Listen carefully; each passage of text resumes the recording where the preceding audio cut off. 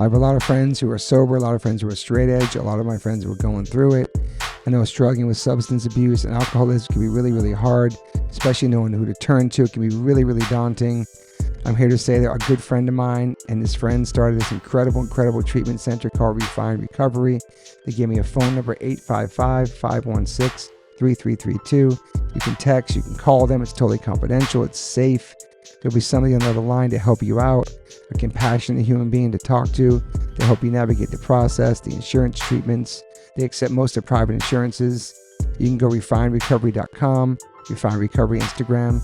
I know it's hard, but reach out to somebody, man. People care about you. People love you. People want you to be here for a long time. People love you in their lives. If you're going through it, make this phone call. It's totally private. I know people DM me all the time about going through it and going through sobriety and trying to get straight and trying to take care of themselves. And the struggle is totally real. And Refined Recovery is the definitely move. Reach out to them, 855-516-3332, or text them, 855-516-3332. You can call or text this number anytime, 855-516-3332. You know the drill. This number is here for you to call. As we get older, we start paying attention to what we put in our bodies.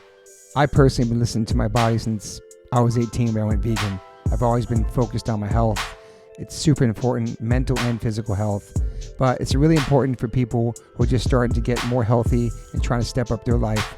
Doing your homework, reading the labels, researching and verifying everything that's quality. It's part of the game these days. That's why I started drinking AG1s. I'm so proud to have them sponsor my podcast. AG1 is a foundational nutrition supplement that delivers daily nutrients and gut support and is backed by multiple research studies. You can trust what you're putting into your body. We're all so busy these days, so just throw a pack of AG1 in the morning into a cup of water and shake it up and drink it. I love the way it tastes. I do it every single morning. It's part of my routine. I bring the packets on tour. It's an incredible life changer for me. Many supplements only reference research from ingredients in their product, but I trust AG1 in my daily routine because it's constantly putting the formula to the test. It's backed by multiple research studies, and one of those research studies, AG1 was shown to have double the amount of healthy bacteria in the gut, which is super important because these help digestion in the immune system and the immune health. And these bacteria are known to help with digestion as well, gas and bloating, which I freaking need. And it also promotes regular bowel movements, what I can attest to. In another research study, 97% participants felt more energy after 30 days, and 91% of the participants noticed that they needed less coffee after 60 days. I quit coffee like 5 months ago. I know I'm good on that. But AG1 is packed with a variety of nutrient-dense ingredients and is the perfect complement to my healthy diet. I drink it because I know it's going to work, and it gives me a peace of mind covering all my nutrition bases for the day. In fact, I trust it so much, that's why I'm spreading the word about it. That's why it sponsors my podcast. Thanks to Angie Huberman for turning me on to AG1s, connecting me with them, and now they're part of my podcast. It's so easy and satisfying to start your day with AG1s. Try AG1 and get a free 1-year supply of the vitamin D3K2 and 5 free AG1 travel packs with your purchase at drinkag1.com/OLLC. That's drinkag1.com/OLLC. It's never been a better time to focus on your health and wellness and get back on track, man. Take control of your daily health. Health is wealth. Got to give a big shout out to Liquid Death. I've been in a band called H2O for 30 years, and my first real job with a company is a water brand. Go figure. Love you, Liquid Death. Love the people. Love the brand. Love the concept. Love what they give back. Love the community. Love what they do for the environment. You can go liquiddeath.com/OLLC and get free shipping on any of their merchandise that they make. They have such incredible collabs. Also, if you want to hear the story of the CEO, my good friend Mike Cesario, on the podcast, you can go to episode 115, part 1. And then 2 years later, we dropped a part 2, which is episode 275 with the CEO, Mike Cesario. Just a man from Delaware with a dream, worked at a marketing company, and made this become a reality. Liquid Death is an incredible company, incredible water, incredible people. And I'm super, super honored to be part of them. They sponsor my life. They sponsor everything, my family.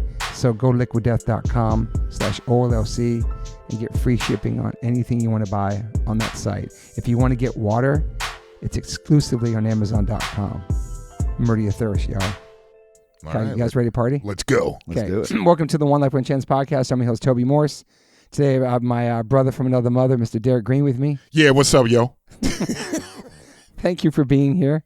And then in front of me, I'm not sure if we met before. We talked about it earlier. I wasn't sure when we crossed paths about these 30 years of touring, but we have the legend, Mr. Robb Flynn here today. Thank you, brother. Thanks for having me, man. What's up, Rob? What's happening? Do people call you Rob Machine Head or just Robb Flynn? They just call me Rob. Yeah, call Rob. Yeah. Because usually some people call each other like that by your band name. Chris from Power House always called me Rob from Machine Head. Oh, shit. Yeah, shout out to Powerhouse, dude. Yo, Rob from Machine Head. Dude, shout out. He was like, I'm Chris Powerhouse. I'm like, so okay. you know OBHC and all that stuff. Yeah, of course. Yeah, because I was wondering about your roots, like growing up out there too, like as far as hardcore and punk is concerned in your life too. Because I'm sure that's all been connected with you too growing up, right? Yeah, definitely. Yeah. I mean, my first concerts that I ever saw were like the bands that my parents liked, you know. So yeah. they took me to see Donnie and Marie, like Donnie and Marie. That's dope. And then they were taking me to a place up there called the Circle Star Theater, and it was like Neil Sedaka and like Glenn Campbell, like kind of country artists and stuff like that. And then my friend Lisa and we went crazy on AC/DC, and so that was the first show I ever went to. Was like a rock concert. Was AC/DC. But then once I started getting into my own thing, the first metal show I saw was Exciter on the Heavy Metal Maniac tour. And the second show that I ever went to was DRI on the Violent Pacification tour at the Mabuhay Gardens and we went with these. We had a friend who was like metalhead, and he had two younger sisters who were punk rockers. And you know, we knew punk, like I knew Sex Pistols and stuff like that, but like we didn't know like the punk stuff. Right. And so they were like, that metal stuff's cool, but you got to go see a punk or a hardcore show because that's the shit. And we were like, all right. And so they drove us there, and they were friends with all the SF Skins. We were like hanging out in squats and like, you know, Broadway, and like just fucking dudes are shooting up heroin. And I was like, holy shit. Like I'm 15 years old. It's like, fucking hell, this is crazy. Wow, dude. Wow. And so they took us to the show, and for me, it was, I'll remember this show for the rest of my life. Just because it was so like the Mab is like a 300 cap room in like the strip club area of Broadway in San Francisco. And at this point, you know, San Francisco, this is way before the tech boom. So San Francisco shot like it's fucking decrepit buildings and fucking, you know, it's pretty bad. And we walk in, and there's a dude behind me that's got really long hair. And, you know, I pay my $5 to get in, and then we're walking in, and this is nothing but SF Skins. Like, these dudes are linebacker-sized skinheads, like huge fucking dudes. And the leader of their crew was this dude named Dagger. And I pay my $5. I pay my $5, and we walk in, and then like this dude and Dagger points, and some dude just runs up to the long-haired dude behind me. He pays $5, and somebody just bam, drops them. And they're like, no long hairs. And me and my friend have hair like down to here, and we're like, oh my God, we're gonna die. Like, holy shit. And so we just go, we kind of post up near the back, and you know, there's a couple of opening bands, and then DRI starts.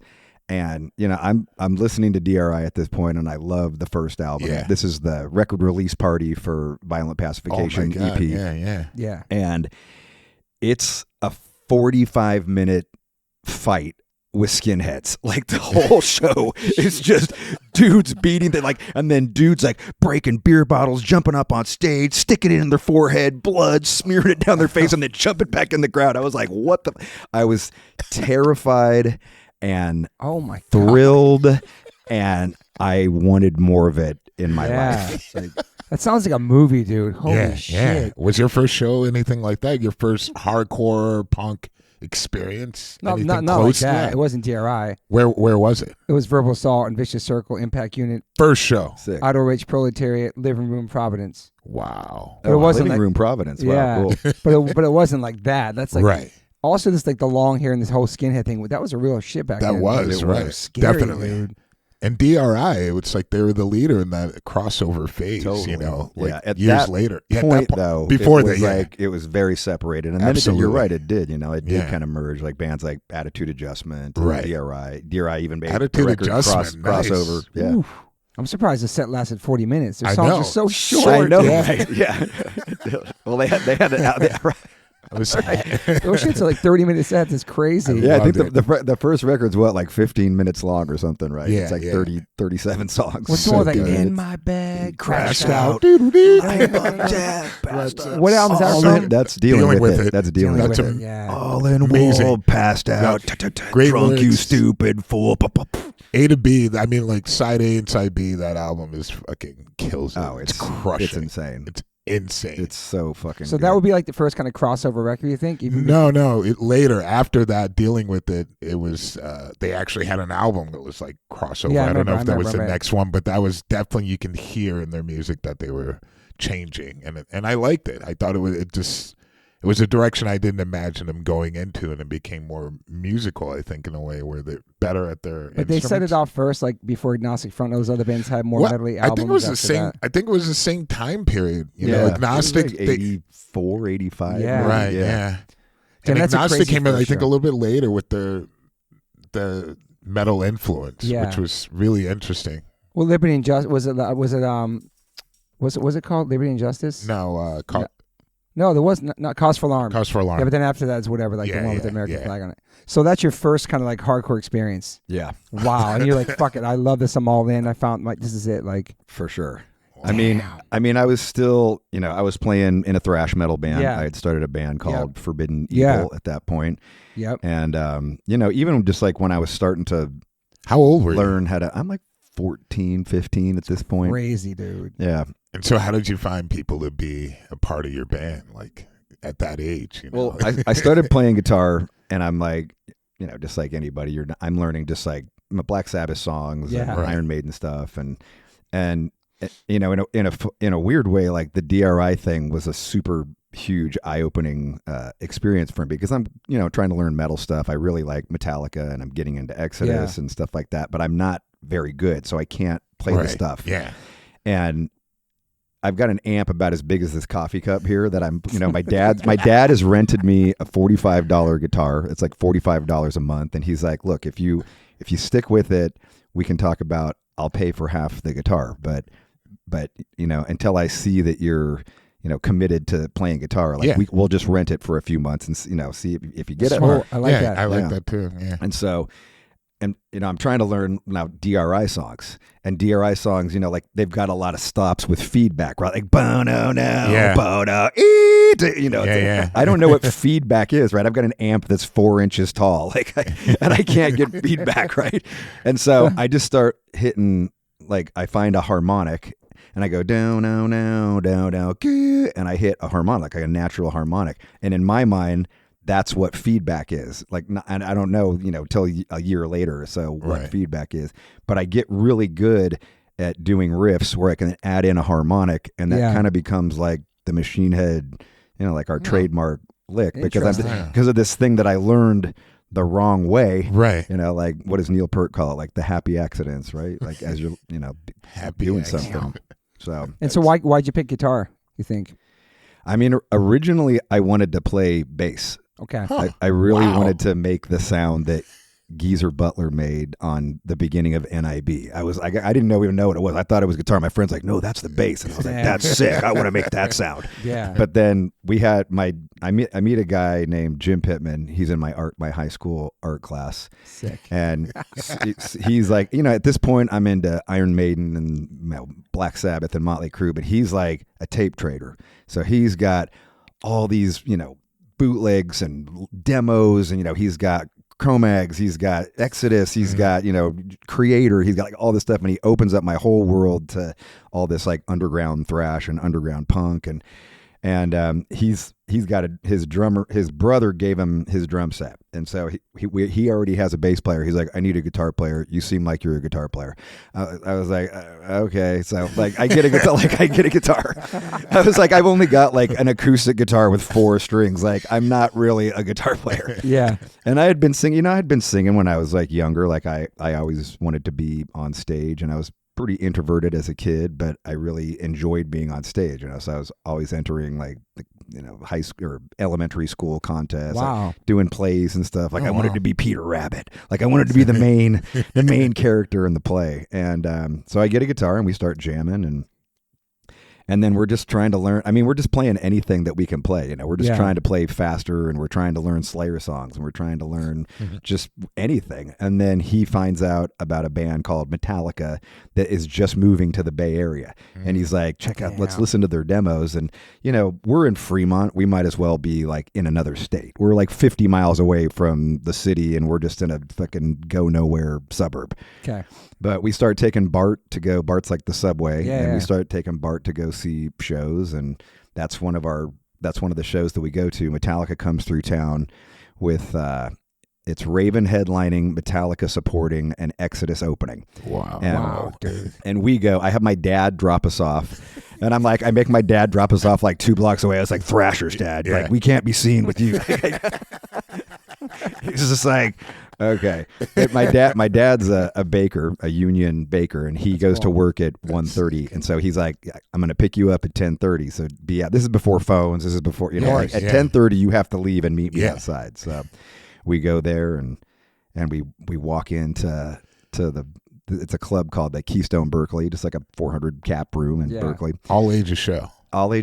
Yeah. And cool. And the first person that we see is James Hetfield, and he's at like a bar stool, and he's just signing autographs. I'm talking like we just paid our money. We walked in, and this is from you to me. Like, I was just like, what the fuck? We were like, oh my God, like, no. At this point, no what Velvet. album was Metallica? This is Kill 'Em All. This is the Kill 'Em All for One tour. Jeez. And so, and we're like, we just go up. We're like, can we get an autograph? He's like, yeah, fuck. He writes "fuck yeah" on my friend's ticket, and I'm just like, as you would. I'm like, oh my God, this is the coolest, And then he goes up and plays, and dude, this show is like, this is. You always hear the older cats talk about, I saw the Beatles on Ed Sullivan, and that was the reason I wanted to be in it. Like, and this is my Beatles on Ed Sullivan moment. Like we watch it just like we're headbanging the whole time. We're just like, and we leave, and my dad picks us up, and me and my friend Jim just talk about like, okay, we're gonna start a fucking thrash band. We're gonna be faster and heavier, and that's all. We're just gonna be faster than everybody. And that's this. And then we did, and we start playing. We start playing backyard parties. That's really we start playing any and this point, like a kegger party in California is like dudes are like 20, 21 years old. We're like 17, 18 maybe, and so like you want your band to play there, and we're playing to like 21-year-old dudes, which doesn't sound like a big difference, but we're playing we're playing Black Magic by Slayer and A Lesson in Violence by Exodus, and dudes are like, this shit sucks, play some Led Zeppelin. And we're like, so we started having to play like, UFO songs. We're like, and then we sneak in like a Slayer song. We'll sneak in a Metallica Whiplash or something. We start cutting our teeth on that, and we end up kind of getting a buzz with younger people. My guitar player Craig, you probably know him, Craig from Forbidden, Craig Cicero, of course. So he's in the band, and he gets us a gig at his high school, and they build us a stage at Washington High in Fremont, and and we go up there, and we get like a circle pit, and fucking people are stage diving. They shut the show down, but we're just like, fuck yes, that was awesome. And so from there it's just getting into keeps on going. Wow. Do you have siblings too?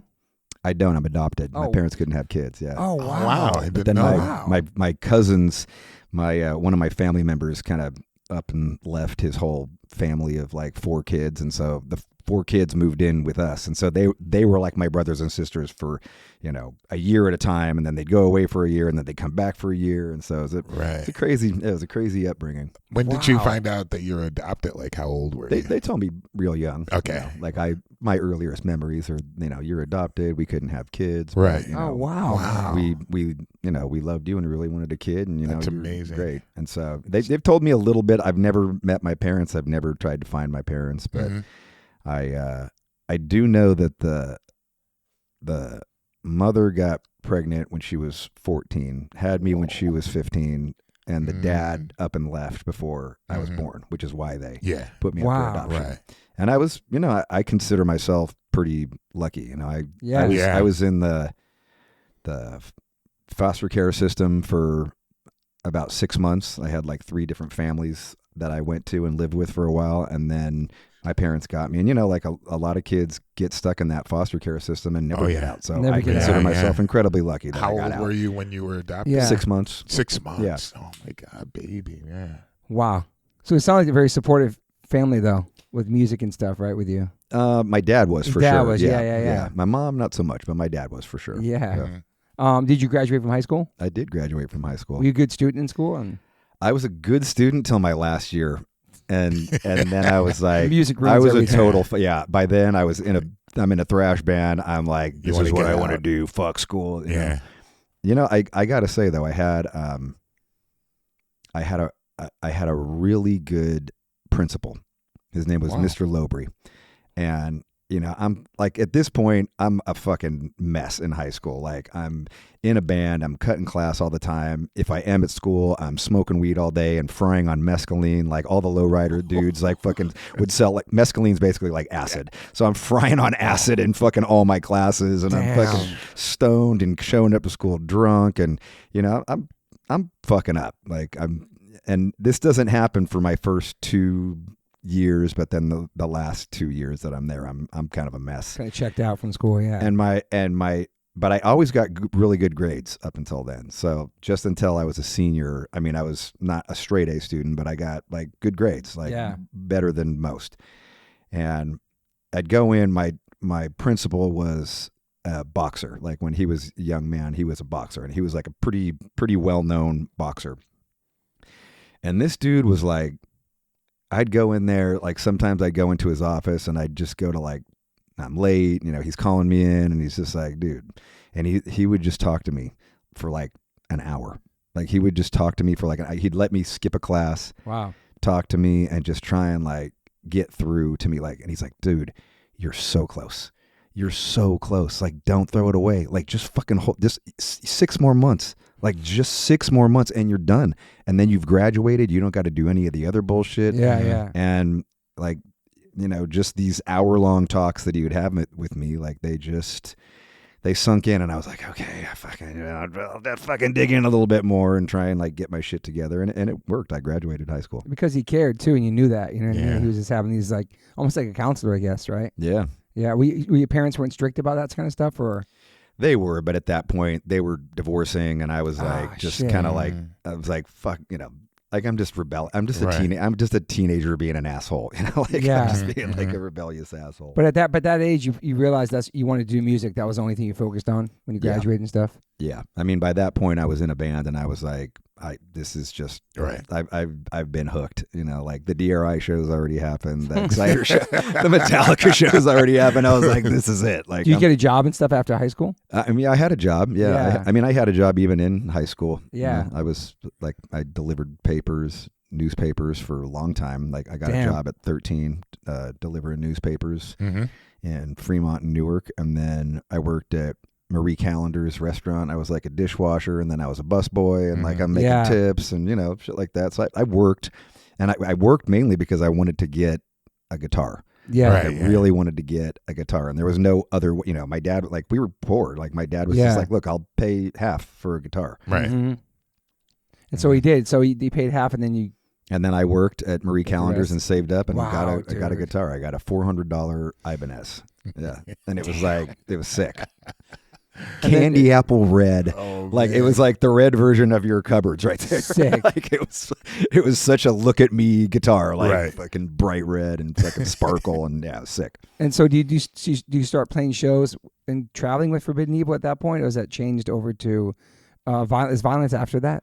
Or Violence before? is, yeah. I mean, yeah. violence. And then I mean, it goes into Machine Head, yeah. yeah. I mean, with Forbidden, we start playing Locally, obviously. Well, we're playing, like I said, we started doing like backyard parties, Totally. and then, you know, community It's hard. centers and VFW halls, and Yeah. VFW and then Craig, our guitar player, like he was like, at that point I was so introvert, like I couldn't cold call a club and be like, book us, you know, like I just Right. couldn't, like I couldn't talk, like I couldn't even like have a conversation on the phone, Yeah, you yeah. know, like it's pretty introverted still, but Craig was the total like gift of gab. I Like could that definitely- motherfucker, like you yeah. know, like that motherfucker can like Shout out talk, to like, Craig. you know, He's- if you ever have him on your podcast, it'll be like a 17-hour podcast. Pretty You know, much. like, Yeah.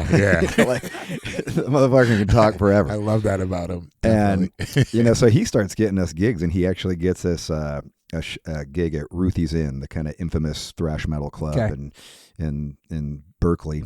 And it's New Year's Eve, and we're going to be the first of 5 opening for Metal Church. Wow. And and it was a big deal because like at that point, like Ruthie's Inn was almost like that scene in the Blues Brothers where like if you're like if you suck, like they're gonna kick your ass and get you out of the cage. It was like dudes will like walk up and like turn your amp off and shove you off the stage, like beat your ass in the parking lot, like Jesus. There's a crew called Slay Team Berkeley, and they're just like fucking a crew of gnarly dudes, like gnarly fucking dudes.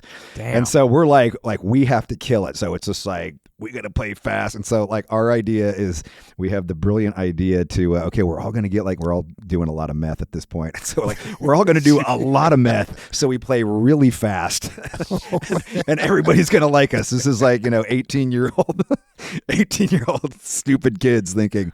So we snort a bunch of meth and then we go up there and play probably like 100 times faster than we normally do. Oh my God, dude. And about take that, DRI. And about 3 songs in, like a circle pit breaks out. And we're like, okay, like we're not going to get we're not going to get our asses kicked. This is good. And I get my first groupie, like a 21-year-old chick comes up to me. I'm 18. I'm just like, oh my God, like this is the best. I'm all in. And so, and like from that point on, we play shows with Hyrax. We open for Suicidal Tendencies. Ooh. We start playing. I mean, we'll play with anybody. We want to play with. And this is like, I tell you what, that Suicidal Tendencies, I'll remember, like people kind of romanticize like the scene back then, and it was an amazing time, no doubt. But it was fucking violent, man. Yeah, like it was really violent. And when Suicidal rolled up, those dudes rolled deep. Yeah, they rolled crew deep and Suicidals. Dude, they came in. There was like 30 dudes when they were playing, like in the pit, like like his older brother's like dragging long-haired dudes like in the pit, like dragging them by their hair through the pit. Like dudes are climbing up on the PA feet first, and broken collarbones, fucking ambulances. I was like, holy shit, it was fucking wild. And so we start getting a buzz, but then violence comes around, and I'm really kind of enamored by violence. I meet the guys, they start practicing by us. We're in a rehearsal studio in Fremont. And they just got a vibe, like Dean, the bass player, is just kind of like accidental rock star. Like the riffs are heavy. I love Sean's vocals. Sean's like kind of like a punk rocker, almost like a rap flow, like really off time, really behind the beat. And his vocals are like, no. There's no melody. It's just fucking crazy and in your face. And so they're having problems with their guitar player. They asked me to join, and I do. Damn. So had they been around for a minute, Violence, or no? They had been around in a couple of incarnations. Yeah. Mm-hmm. I think Violence was is that 1985-ish? Yeah, and they had a different singer and a different lineup, and then this lineup is the one that coalesces and becomes the one that records Eternal Nightmare. Crazy, man. Wow. So then, obviously, you're in that band, and then do you go you don't go overseas? Do you go overseas with these bands at all? That's not so Machine Head. Never. It's all like we never leave America. Yeah, we just tour. But you America. go East Coast, all that shit. Yeah, for sure. Sleeping on couches. Oh my God, so many couches. Yeah. And well, at this point too, like my dad kicks me out because I'm such a mess, and so now I'm just literally like perpetually on people's couches for the next year, just friends and damn, just living it. Yeah, but we have a rehearsal, and I'm still working. I'm still working. Yeah, and I just put all my energy and effort into trying to get the band going. Mm-hmm. Yeah, and then you do that, and then Machine Head starts 1991. 1991. Yeah, I'm still in Violence, but I start Machine Head as a side project. Project. Damn, that's fucking crazy, man. So side project turns into like a full-time everything. Yeah. Like just a game changer for your life. I'm pretty sure, right? It's full-time. Yeah. I mean, what's the last real job you had? We had a boss. I was doing catering for Bill Graham. Billy Graham? Bill Graham was a big promoter up in San Francisco. Oh, wow. And that's back then? Yeah, back then. That was the last real job I had. I had a bunch of stuff. I worked at an antique shop for a while. I was stripping furniture, like stripping you'd bring in your cupboard doors and we'd like take all the paint off or all the whatever off, and then we'd soak it in acid, and then we'd brush it all off, and then do these different acid processes, like super strong acid, which is where you soaked it and brush it off, and then you put it in a weaker acid, brush it off some more, and then a weaker acid, and then just water at the end, and then restain it. And I actually had a great boss. He was awesome. Like, he was super cool. And I was, at this point I'm strung out on meth, but I'm still like fully functioning, but I'm falling asleep. Like, at 1 o'clock I'm in the bathroom and I fall asleep for 20 minutes because I haven't stayed up all night. I'm like, but did it. And then I got that job with Bill Graham, and that was actually pretty cool, like, because we were doing, it was a cool job just to be around music. Yeah. Because it was around musicians, and it was probably annoying to some people. I remember Scott Whelan from Stone Temple Pilots. They were opening for Butthole Surfers. And I'm like, I'm serving enchiladas, and he gets a plate of enchiladas and a Machine Head demo. And he's just all fucking. He's all annoyed. And I'm like, and I get it. Like, if that happened to me now, I'd be like, what the fuck? Like, what the fuck? You're promoting your shit. In my head, I'm just like, who knows? Like, he could. Wow, dude, that's fucking amazing. Damn. But but I worked there for a while, and I had some buddies there, and it was long shifts. It was like 24-hour shifts. But we did Pearl Jam, we did that Stone Temple Pilots, we did U2, we did tons of reggae bands, like. But you've always been a big fan of all types of music. Yeah, right? For sure. Yeah, for sure. I mean, that Pearl Jam show, I was super into Pearl. I loved Pearl Jam. Especially I still love Pearl Jam. That time period. This is the second album. Yeah, the second album. I'm like working catering for Pearl Jam, and it's amazing. Crazy. Yeah, like it's amazing. Like, and I don't. I'm not hanging around them. Like they were very specific. Like, don't. No demos today. Yeah, don't give Eddie Vedder a demo. It's crazy how big Pearl Jam still is too. They're massive. It's insane, bro. They're just so talented. I mean, I've always been a fan, from the very beginning, and I mean, they're inspirational, lyrically and performance-wise. Yeah, his voice, dude. It's undeniable, It's really. It's just crazy with your longevity and not really having like big songs since back then, and like, it's pretty awesome, man. It is. Yeah. It's amazing. Yeah. Damn. Yeah. So when Machine Head, the thing that was crazy, tell me. This is just a super random thought, but reggae dudes eat a lot of cheese. Wow. I don't know if you ever knew that, but like I always had this, like we did a ton of reggae. Those motherfuckers went hard on the cheese, dude. Yeah. Like cheese plates? So, no, like cheese so platter? much, like the whole, like they would have like their whole spread would be cheese. Oh, wow. I don't know why that just came to my mind, but I remember like all of us were just like, what's with all the cheese? Jesus Christ. Like, you had probably some crazy riders too for those bands too, whatever the food they wanted, right? Yeah. And all sure. that. Yeah, it was just our job to buy it, make it, cook it. A lot of times they were vegetarians, and maybe the cheese thing was like their protein. Right. This is like 90s, so it wasn't like soy and veggie burgers was that common. Maybe because a lot of crazy. Was the first Machine record? Was that what label was that on? The first one. What's that? Burma is the first Machine Head record. What label was that on? Was that? That's Roadrunner. Yeah, Roadrunner. That's right. Yeah. Wow. Okay, so I know about Machine Head. Of course, I worked at Roadrunner Records that year. Oh shit! I worked in the mailroom. Holy fuck! Because I'm trying to think of my connections to Machine Head too. Because I worked at Sepultura Records. Yeah. Whatever other bands were on at that time. Typo, but I packed up this record and I shipped it out. Biohazard might have been on there at that time. For sure. Yeah, Biohazard, yeah. But I actually packed up this record and I shipped it out. Holy Your shit. record, that's fucking crazy. Because I'm looking at the time frame, because my band started in 94, but I was working in the mailroom there too. With Pete and Lou from Sick of It All, we worked at Concrete Marketing as well. Oh, yeah. So we worked a bunch of those records too. Holy shit, dude. I remember this record, dude. Just looking at the name, I'm like, oh my God. That's wild. So yeah, I helped promote your record, man. Fuck yeah. But that was a pretty big impact too in Huge, for modern metal, like that record coming out. Yeah, who was the A&R person? Monty Connor? Yeah, Monty Connor. My God. Yeah, that was Monty Connor. Psycho was the radio guy. Psycho, I remember Psycho. Scott Givens would have been. Scott Givens. Yeah. Dude, what a fucking small world. Sophie Diamante would have been doing press, the girl. Yeah.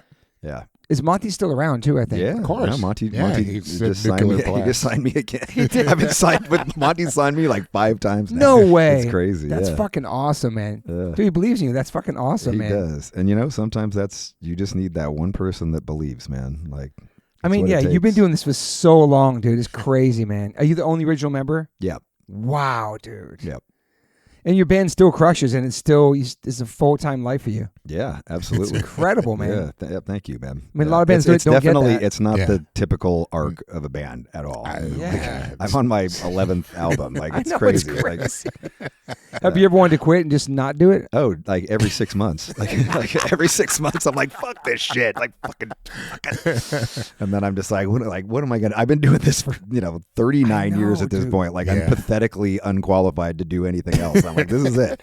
Yeah, but it's still working. People still coming and loving the band. They do. And I mean, it's new fans are coming, and I mean, especially our last album of Kingdom and Crown was just Yep. like a complete 2022. renaissance for the band. It was insane. Like, people, declared it the best album of our career, like 10 albums in. And that's amazing. And headline that's Hellfest, amazing we as headlined well. Grass Pop, headlining Hellfest. Like, it was crazy, man. Like, I Wow. just had to sit back and I don't even know if I've taken it all in even now, because I was just like, it's so overwhelming, and you just like, fuck, like, it's amazing and humbling, and I'm just full of gratitude that people still give a shit about my band 33 years later. Yeah. I don't think people realize how difficult it is to pull.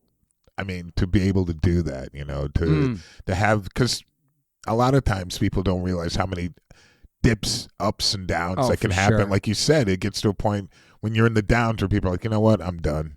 Yeah. And just Yeah. give up.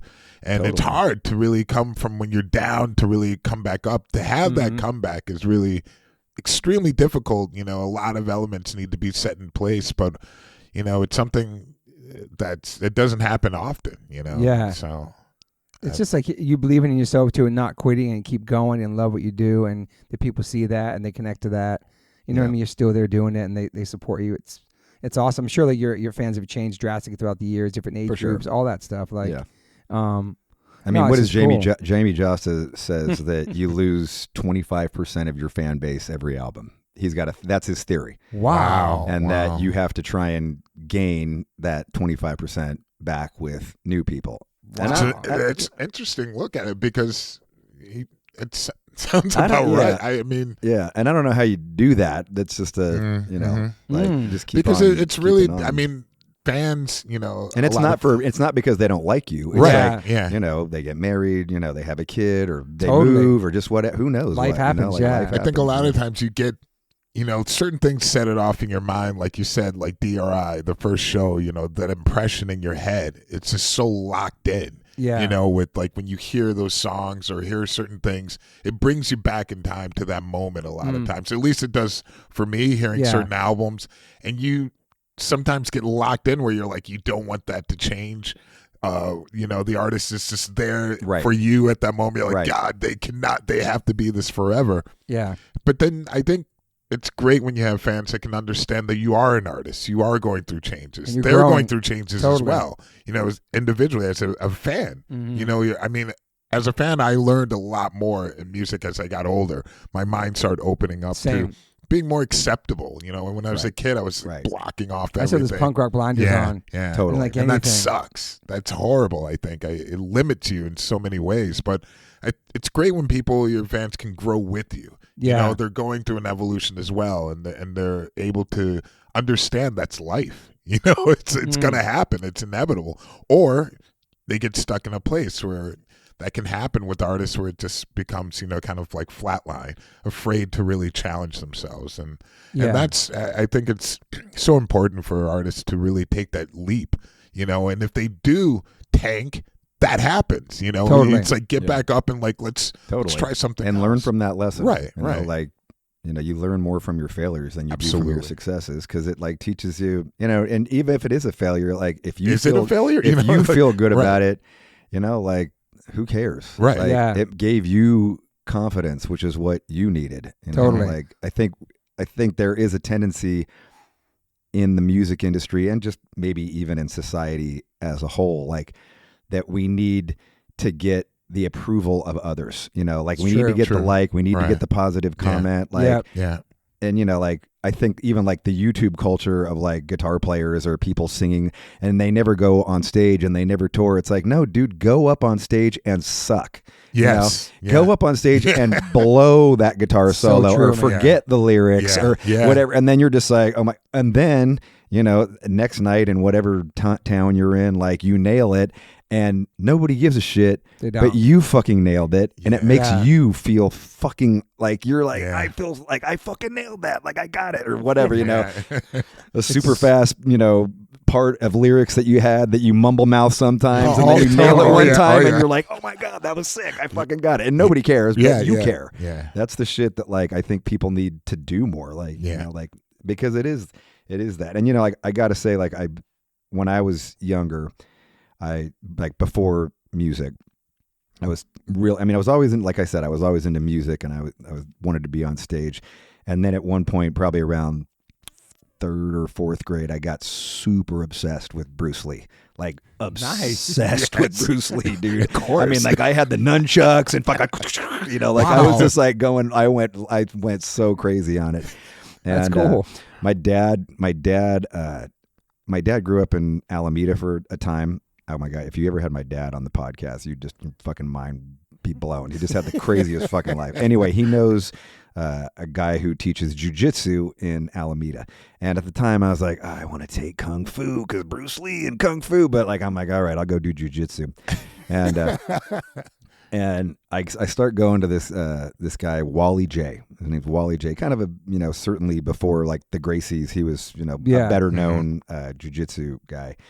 And, we're living in, San Lorenzo. Like I'm in a tiny 2-bedroom house, like 5 blocks away from the trailer park that my dad grew up in. Wow. Like people forget, like, California's got some pretty poor towns. Sure. Yeah. And so like we're driving, it's like an hour drive to Alameda to get to his place. And we go there and this dude's just, it's awesome. It's like an hour and a half long class. The first 45 minutes is all like kind of warming up and you're practicing rolls and you're doing like, it's all on a mat. There's like 40 kids there. And then the last 45 minutes is sparring. Like you're actually sparring with the kid and you're trying all the things that they learn, leg sweeps and hip throws and, whatever, stuff with the gi and wrist lock breaks. And I'm fucking crazy about this. Like I start getting there, I get there half an hour early. I stay a half an hour after the thing. Like I'm just so fucking into it. And, I think that a lot of times like we meet these people that kind of become, even if it's just for a little short amount of time, they become like a mentor to us. Mm-hmm. And we're lucky to have these people that enter your lives. Like I told you, I was very introverted. I wasn't very confident. And this dude just saw how into it I was. And so he would sit there and stay and spar with me like for a half an hour after the class was done. And he was like, he would sit there and he'd put me in a headlock and pit. This is a grown ass man. He's like 6'3", fucking chest, fucking barrel chest. And he'd put all of his weight and then he'd be like, remember, you strong like bull. Get out. Fight your way out. I'm like in a headlock with this dude and he's like, fight your way out. And he would not fucking budge. And I'm sitting there and then he'd sit there and he'd take his gi and he'd stick it over my mouth and like try and suffocate me. He's like, fight your way out. Fight your way out. You strong like bull. And dude, like you start suffocating and like you're like, like I'm getting out.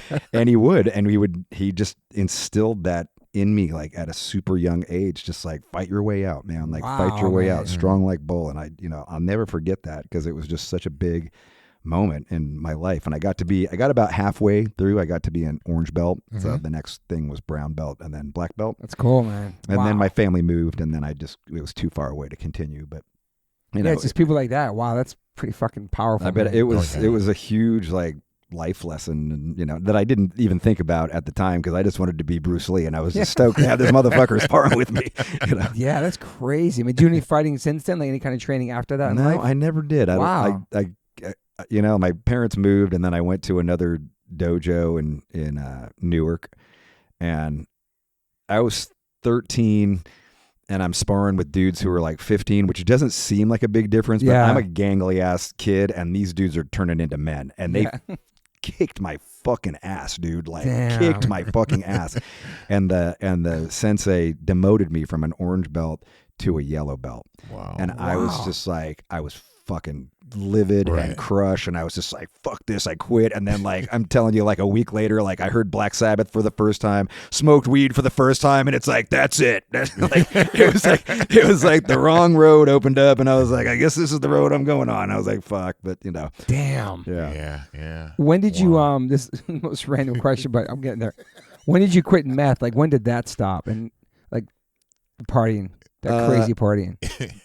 Good question. the crazy partying, yeah. Well, like, I think yeah. I consider meth crazy partying. Oh yeah, it was pretty crazy partying. You know, Little bit over Like the how old top. are you when that stops? And, I'm probably about 24. damn. Okay. Yeah, I went hard in the paint for a while there. Okay.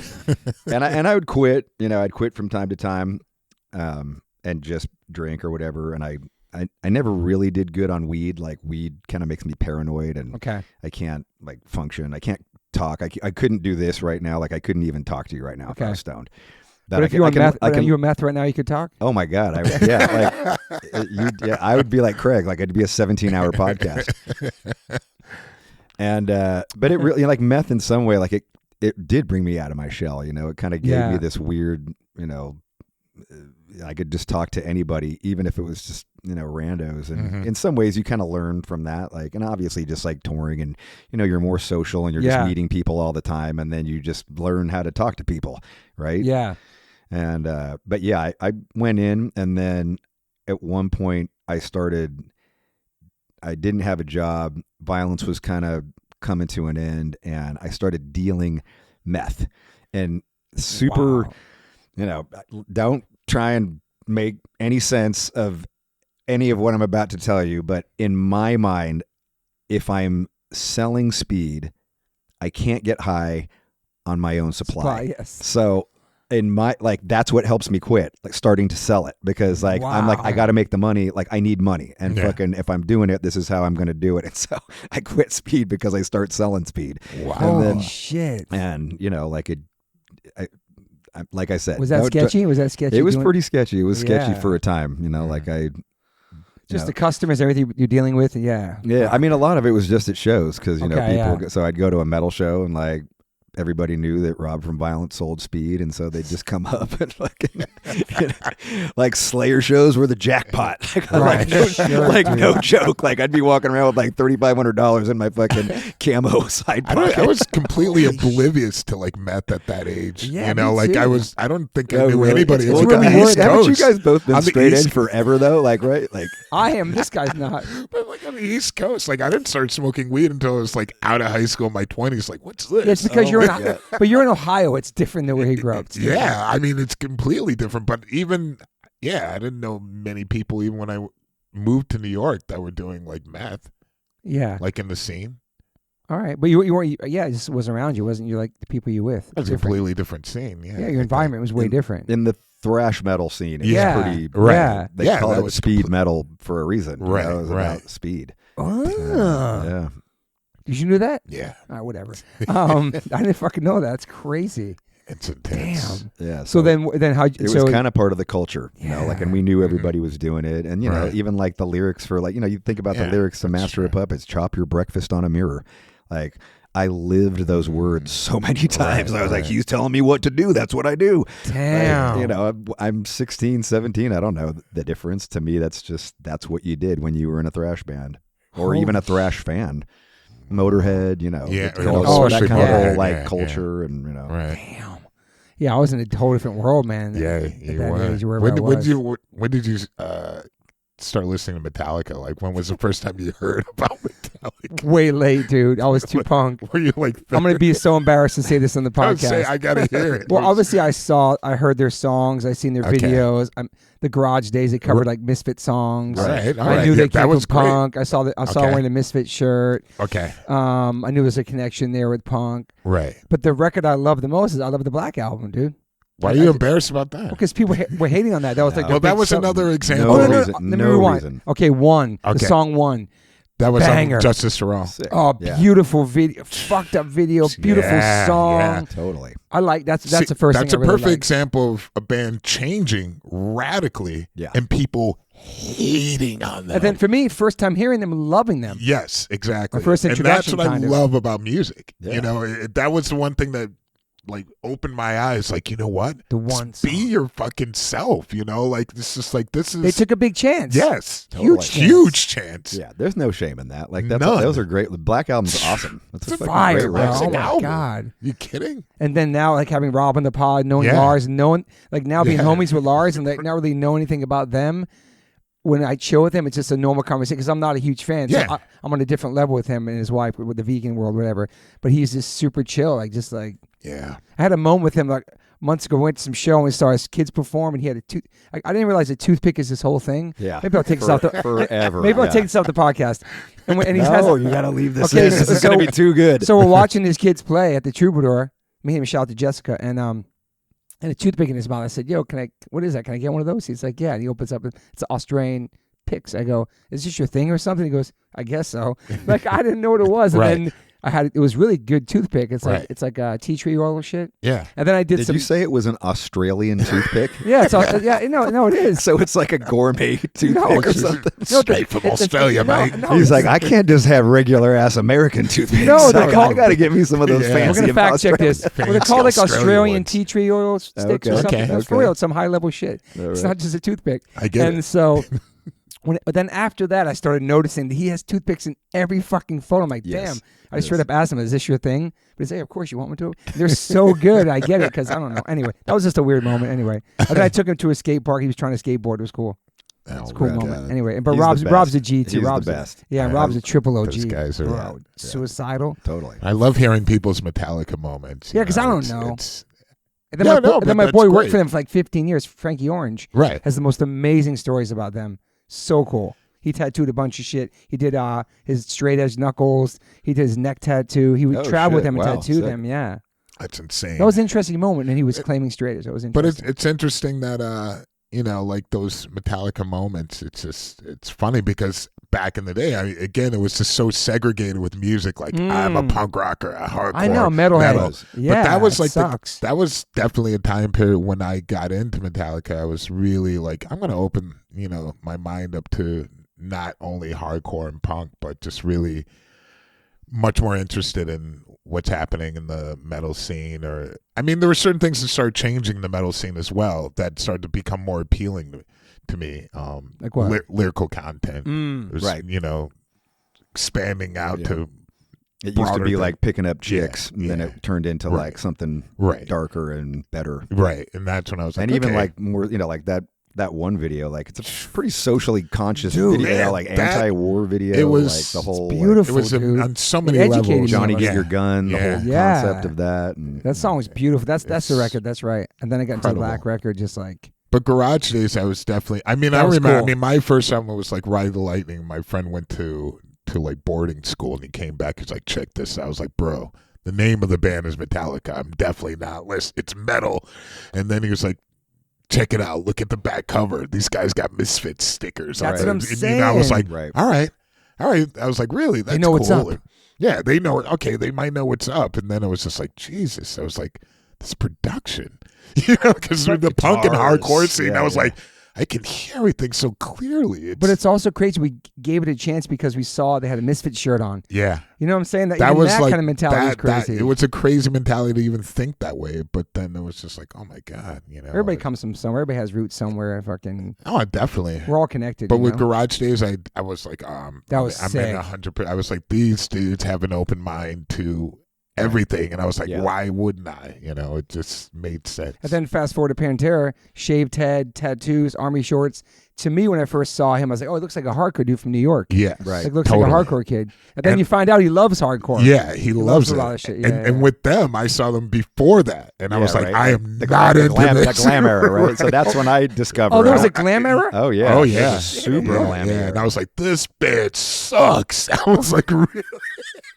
I was so like, Right? You hear they like, were You hear opening- like "Rock the World" off that power metal, and you're just like, "What?" I'm putting out "Eternal Nightmare," and just like, "Rock the World." Like, what the fuck? Fuck this shit. funny. I didn't know this. I mean, I saw them. They're opening up for a band called Mind Over 4, and I was way into their very technical Mind Over 4, and then Pantera opened. I was just like, not my cup of tea. Yeah. You know, and It's kind of like David Lee Roth meets like Mike Patton kind of a vibe going on there for a while. It was weird. I didn't even think it was Cowboys from Hell, which was like such a huge, received album, but I was like, nah, it's not my thing. But then seeing the come around of that, like friends like, dude, you need to check this out now. And I was like, what happened? I was fully into it. I was like, damn, change is good. The thing though too that I mean, even in that time, like I'm playing in a thrash band and, we're metal. And like, I never, even though we had hardcore influences, and, I always considered us just a metal band. Like, I want to do solos. I want to, right. But I'm also crazy about industrial music. I do love like when the early grunge stuff starts popping, like Soundgarden in particular. Like I love Soundgarden, and I love hip hop. Like I get turned on to hip hop super early, kind of in that time frame. Like Rockbox by Run DMC. I'm like, this is sick. I was like, this is so good. Sick. And then LL Cool J comes out, and then like I start hearing like the Dope Man EP by NWA, and at this point we're living in Richmond. And I got a buddy named Carlton who lives in the fucking hood, dude. Like this dude's in the hood, but he's a metalhead and he plays in a thrash band. And so we go over there, but like, everybody in the neighborhood's playing the Dope Man EP and they're playing Ice-T, the first Ice-T record and like Squeeze the Trigger. And we're like, this shit's heavy. It's like metal, like it's all evil notes. And we're like, this is so we start like playing that. And then the people in the neighborhood don't know what to make of it because it's like a bunch of long-haired white boys who play thrash metal listening to the same shit they're listening to. And they're like, what the? They're like, I guess y'all all right. Like you're all right.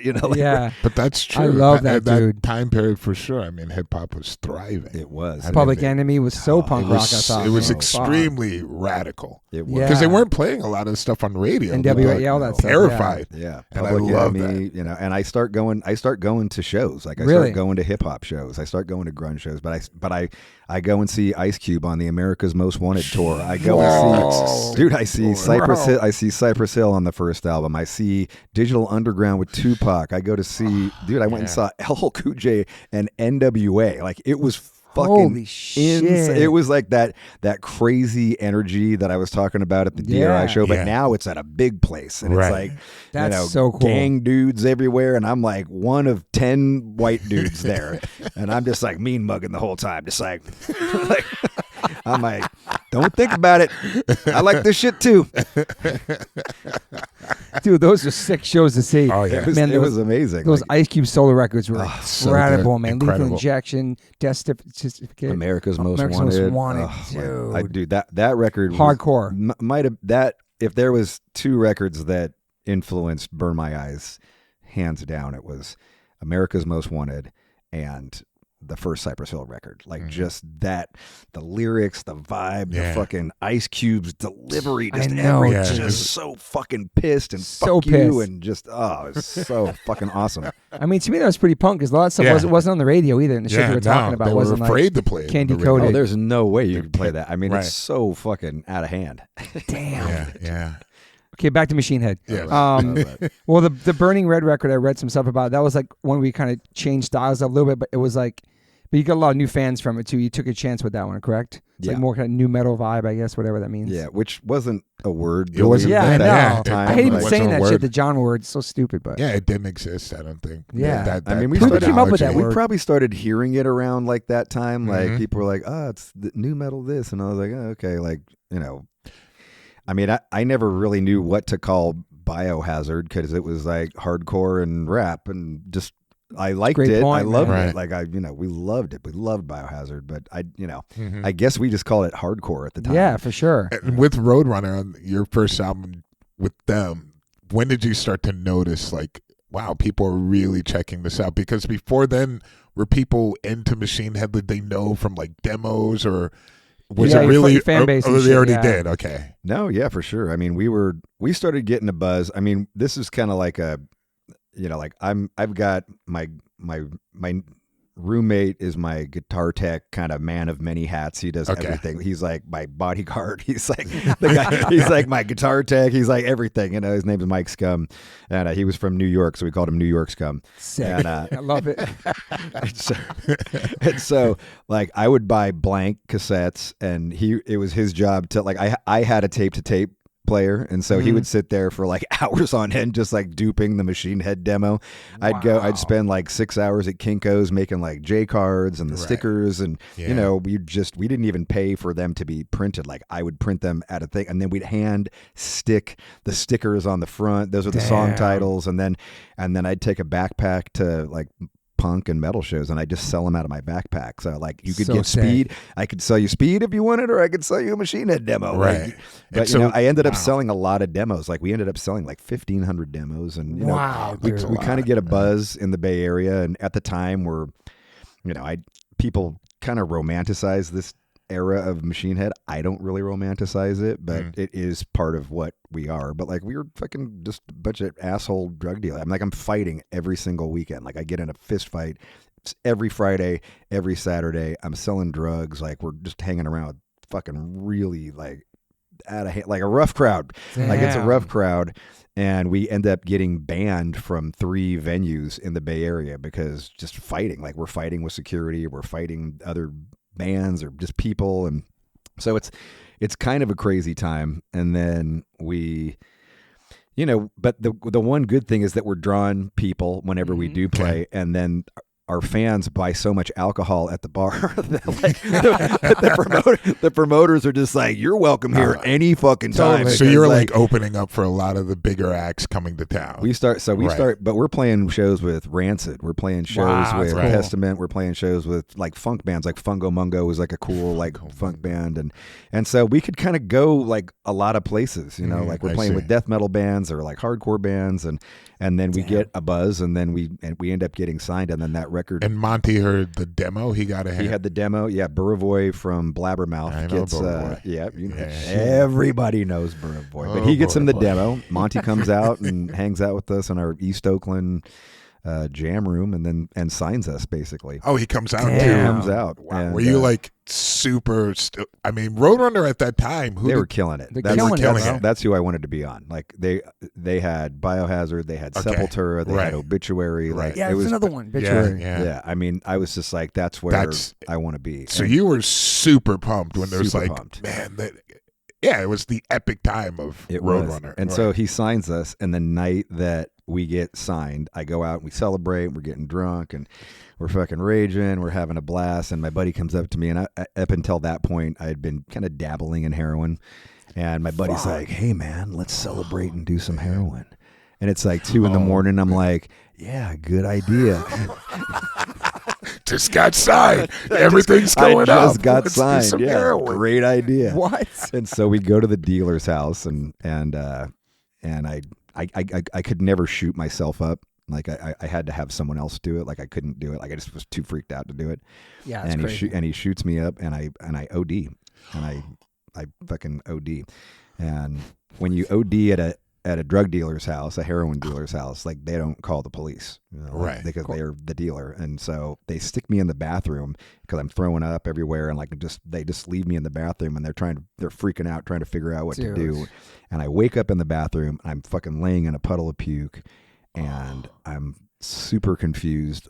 I'm just, where am I? It's almost like it's kind of like an old timey, like vibe like this in your house. And I go out, and I fucking come out in the living room, and I'm just like, hey. And they're like, oh my God, you're alive. And I was like, what? And I fucking rage on them, and I call my girlfriend, who's now my wife, Ginevra. Oh wow, and, that's awesome. Yeah, and she's like, I'm like, pick me up, and I'm trying not to tell her anything, but she's like, something's up. What the fuck is up? Like, what is going on? And I confessed to her. I'm like, fuck, I blew it. Like.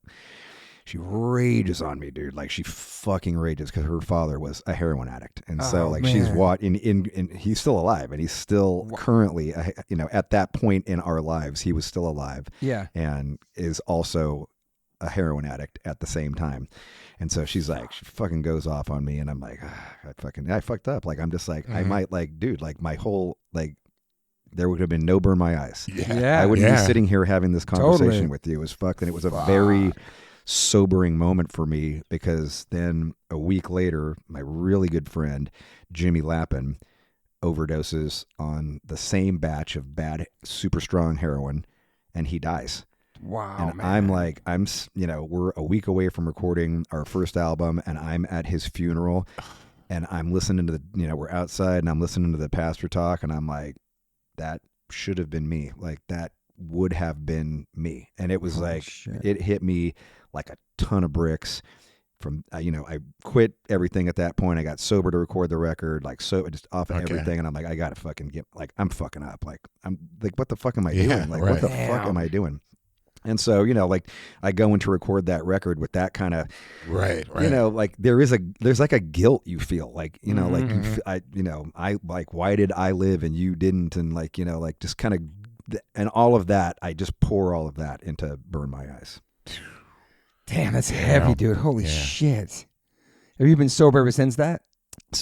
Sober's a harsh word. That's California sober? I'll go like Friday and Saturdays. I'll go hard in the paint. You know what I mean? But nothing like that. No. So drink, whatever, smoke. Yeah, drink. Yeah, I mainly drink. That's it. Yeah. Yeah. My wife and I'll just sit. Like, I'm going to go home tonight, and we're going to just sit in the backyard and drink and listen to music and talk and laugh. And that's incredible. She's been with you. I was going to say, shout out to your wife, dude. Big shout out. Yeah. Wow. For sure. Yeah. It's not easy to be with a musician, dude. Or a musician that's doing drugs like that. That's so crazy. That musician. So she's just seen at the lowest lows, your highest highs, everything, man. She has. Ride or die. And she's been like fucking, and she has been like ride or die. She's been the one that, like, it's amazing, like, dude. if you fast forward past the Burning Red, and like you brought up the Burning Red, that was a big, we kind of changed. We went with, that was the next album. No, the next record was More Things Change. That was 97. Okay. Burning Red. And there was like, They took a chance. like you said, like there's ups and downs. Totally. And there's ups and downs in every band. Like, absolutely. Black Sabbath has had 9 singers. Okay, every band has had ups and downs. Yeah. Iron Maiden's had 3 singers. So like that's true. But you go through it, and you go through that time when you're not cool. Right? But it's important to have those times, like you said. You learn all from bands those have things, that. in order. Yeah, I think you learn so much from trying things. Not making the same record over and over again, man. Yeah. I've never wanted to do that. Yeah. Like, I've always, change it up. I don't want to say names because I don't want to sound like I'm talking shit. Yeah, but there was bands that I grew up with and I loved, and they just continued to make the same record. Same. And I didn't dislike them. I just drifted on to other things. 100% same. Because they're in this touring cycle. We have to put a record. I got to go on tour. I got to make new merch. Got to do all this stuff. Right. Like, it just becomes like I don't know. Yeah, this is something that it becomes really not so much job, fun. I guess. Yeah, I don't know. I think after so many years of doing that, it was like definitely not, when I got into music, something I wanted to be like, like I was locked in. Like, okay, this has got to be a job. It's definitely much more pleasurable when you're able to do things the way that you want to do it, and that you love too, without being forced to doing it. Create the cycle, or being locked in, which sucks. I think it sucks. Yeah. You know what I wanted to ask you, and I could be mixing up people that I'm talking about, but do you like Coldplay? Yes. Yeah. Okay. I wasn't sure. I love that Robb Flynn just asked me like Coldplay. This is hard. That's so awesome. Yeah. Why? What's up? Is everything good? No. I'm like, I thought it was you, and I wasn't sure. I had to I'm like, am I the right guy? But what's your thoughts? Like, you're the only other person I've ever, like, heavy musician, hardcore metal, whatever. I love. Oh my God, dude! I am. You don't. I knew even I liked know. you, dude. Like, I am such a fucking, like, I love that band, dude. Oh my God, those first 2 albums are like desert island records for me. Like, I've seen that band 3 times live. I saw them on Parachutes. I saw them on the first tour. Saw them on the second tour with Fiona Apple opening for them, which was sick. Dude, I'm so happy. This is the best moment of the podcast ever, dude. Because most people say like, and oh my God, everybody's like, you're a fag for like, yeah, oh my God, what's the matter with you? Like, I know, dude. They're so fucking good. It's like, it's the best like mellow, depressing pop music, dude. Like I love his voice, of everything about him. You know what's funny? There's so many closet fans who would never admit they love Coldplay. Oh, my girlfriend likes it. My wife, because they're too cool. They think it's like, dude, they make amazing, it's a thing. positive. It's a thing. It is. That's so cool, and when man. you admitted that, like I saw some clip or something that just came up in my feed one day, and I was like, oh my god, like I need to meet this dude one day. I got Coldplay tattoos, everything. Do you? No shit. What's your Coldplay tattoo? It just says Coldplay on my hands. Coldplay across my shit! And I got sick. my favorite album, X and Y. Oh, badass. and last week I met this guy over there, like the girl at my PT, her boss from England. They train all kinds of people. I talked about Coldplay. He's like, oh, Chris, my boy, pulls up his phone as Chris Martin on his phone. He takes a picture of my hand tattoos, all my tattoos, and texts it to Chris Martin while I'm sitting there. Oh, man. That's amazing. Yo, I was like almost shaking and emotionally weird leaving that. I was like, holy fuck. This dude, because I met him one time briefly, but this dude's about to see all my, then he sent pictures of me wearing Coldplay. This is hardcore. Yeah. And then he sent him a video of my band covering Coldplay in this kitchen during the pandemic. Oh, shit. He sent him all of our That's shit, rad. dude. That's insane. What song did you cover? Fix You, my whole band did. That's my killer. brother played keyboards in here. We did like this. Nice. That's a killer song. Yeah, but all their songs, dude, this is so sick. All the listeners, all you fucking haters that think that like hardcore metal dudes can't just like. keep on. We're gonna talk for like 10 more minutes. You better skip ahead. But everything I hear about him and know about him is that he's the most positive, giving. He does so much for the community. I've heard for the really planet. incredible things Like, about him. Ill shit, dude. For Like sure. real PMA. This dude, like he's like every single person that meets him. That's rad. And I don't know if I want to meet him again. The moment I had with him was really quick at Crossroads. I showed him my tattoos. He gave me a hug. He gave me his pin. We took a photo, and I fucking skipped home all the way home. Like, where did you see him? It's vegan spot Crossroads. Oh, okay. He was with Nick Cave, and they were coming out together. Nick Cave, Crazy. like Nick Cave? Nick Cave? You know, the guy all dressed in black and shit. That dude. I didn't know who he was. I thought he was Rico Kasich from the Cars, bro. Oh my god! Are you? Yo, every person. That's even better that you thought it was the dude from the Cars. Yo, Derek. Every person I tell this story to doesn't give a fuck about Chris. They're like, why was he with Nick Cave? Those are like that's like sun and rain together. But he was just chilling next to him, and I just went up to Chris. I didn't know anything about him. But my friend's like, yo, that sounds. I don't care. Like, I don't know nothing about him, dude.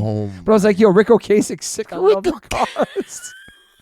She's my best friend. Bangers, so many good songs. She used to be mine. Dude, I would love to go see Coldplay with you someday. We'll somehow make it happen. Dude, they're coming here again soon. Count me in. I love Coldplay are making that moves, band. dude. You got to understand, they're going to be on the biggest platform. They're been selected to choose halftime show for FIFA. Now FIFA are going to do a halftime show. FIFA's football, soccer. I tell you what, man, they're amazing live. Yeah, they're so they fucking good live. get to choose. Like, I think it's 15 minutes at the halftime. They're like, we want to do a Super Bowl type halftime show. So we're going to have Coldplay pick out who they want to come perform during the FIFA. Like, it's going to be in the U.S. Machine and H2O. Dude, bro, let's do it.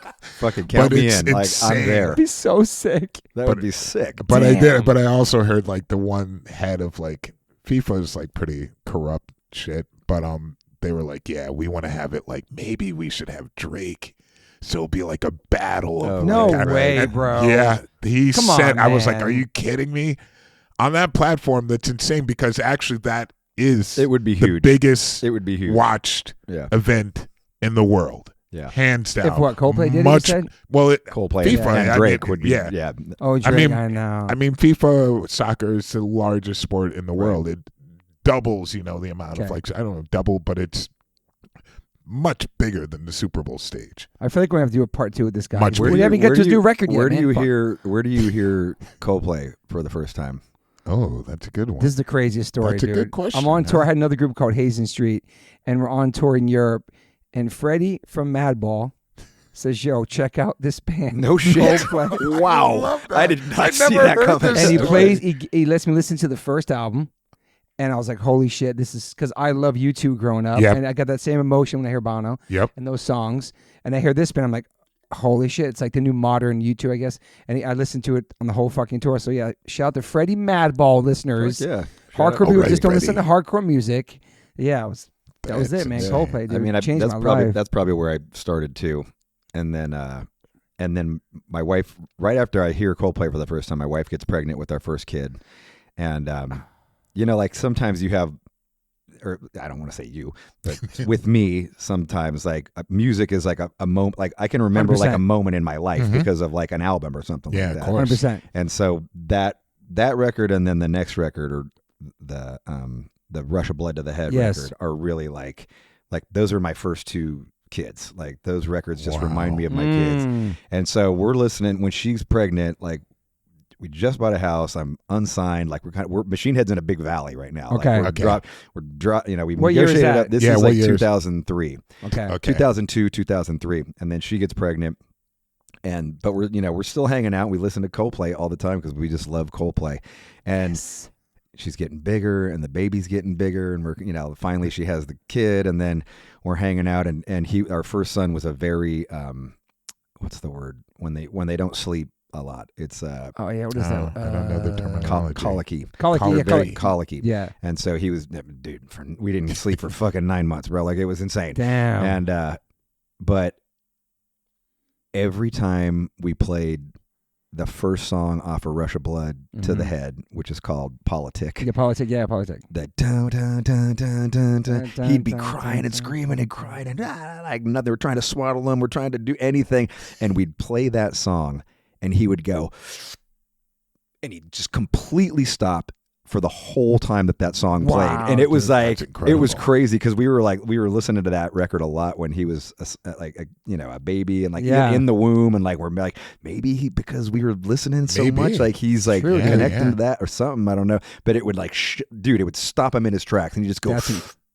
And then he wouldn't breathe. He'd stop crying in the whole song. And then after the song was over, so we just looped that motherfucker like, Oh my God. Dude, that's and crazy. then, it only worked the one time. Like if you played it 10 more times, he didn't stop for the next. How old 9 is he times. now? He's 20. My son's 20. Does he like now. Coldplay? I don't know. Like I don't know if he listens to You should Coldplay. play that for him next time. Yeah, We're on. See right. if he- We like, played just him watch for his a couple reaction. times. He's like, I don't, what kind of music is he into? What does he like? He's into hip hop, a Yeah. lot of rap. He really likes Deftones. Yes. He likes Bring Me the Horizon. Yep. But a lot of rap, like mostly rap. Like Right. new hip hop stuff. New hip hop stuff. Yeah. Yeah, like kind of mumble rap or whatever. Yeah, my but- son likes all that Yeah, stuff too. just whatever. And my That's us old guys talking about it. he does like Kendrick. He likes Kendrick, Yeah. and we did like. I mean, it's my fault. He's listening to hip hop. I was playing him. I wanted to play him. I played him metal. I played him hardcore. I played him classic rock. I played him hip hop, and they just both gravitated towards hip hop. Same. Max is big metal. My son's big metal and hip hop guy. Yeah, I learned a lot of my hip hop from him, your son. Really? Oh, the newer stuff. Yeah. Whenever he gives me a ride home, Kinds of littles. like, There's what's some this? good What's stuff it? out there. Yeah, there is. There's some good. They kind of just listen to everything at this point. Like so, it's like True. like 100 different rappers a week. Yeah. Yeah. I just saw Deftones the night before last. They did 2 nights sold out at the Forum, and I was so psyched. And Chino looks amazing. He's sober, his voice, and I was just so proud and just crazy how huge they still are. Like no new record out right now. I think something's coming out. But then I thought to myself, I didn't realize that Deftones is tone deaf backwards. Is that kind of silly to say? I never thought about that, what the name even means. Because when I first heard Deftones, I thought it was a ska band because of tones. Oh, right. Yeah, back totally. then. Yeah, for But sure. tone back deaf, I didn't then. even thought In the about 90s, that. would have been a thing. For Yeah, sure. for sure. Yeah. But tone deaf, whatever. Anyway, we're going back to Machine Head. Yeah, but yeah. But one thing about Coldplay, real quick, is that me and my son have songs that we love and we go see, and he has a love-hate relationship with Coldplay because he knows they make me emotional. So he'll send me a text like, "Oh, just want to tell you I love you. I'm at a restaurant. They're playing Coldplay. I'm at a bar. I'm at wherever they hear Coldplay. Who text me about it? Like it's a connection we have. These emotional songs that we've grown up listening to. The song Charlie Brown in particular is our favorite song from X and Y. But then we go see him live, and he's trying not to look at me because I'm singing all the words. I'm getting super emo, and he's like, he hates when I get emotional. But we have this Coldplay bond for life, though. You know what I'm saying? Like, yeah. Totally. Yeah. Okay, back to Machine Head. I love Sorry. that. My wife used to sing that song Green Eyes because my oldest has green eyes. So like she'd sing Green Eyes to him, and like even now if she hears the song Green Eyes, she's like, oh my god, like it's like Xander reminds her of Xander. Fuck. Like, so. What's your question? 'Cause I have a really good question for him. Oh no, I was just wanting to proceed in the order of like second album, like or actually just where you start feeling, like wow, there's people outside of California. Oh yeah, this is gonna become like a career for me type of thing, or this Right, is where it's just like full-time? wow, this is like when did you feel like okay, like people are really starting to pay attention, especially being on Roadrunner. Yeah. Did you notice? Like, it was wild. It was like I'd been playing. By this point, I'm like 26, 27. Okay. when Burn My Eyes drops, and in my head, I feel like I'm over the hill. Like I feel like I'm like old, and you know, like I've already had my moment with Violence and Forbidden, and I'm just like, oh my God, like no one's gonna care about my old ass. and then Burn My Eyes drops, dude, and it's a phenomenon. Like it's just a complete fucking phenomenon. We sell 500,000 records, and fucking, you know, we support Slayer, and then we go back and headline the same venues that we just headlined, that Slayer headlined, and like.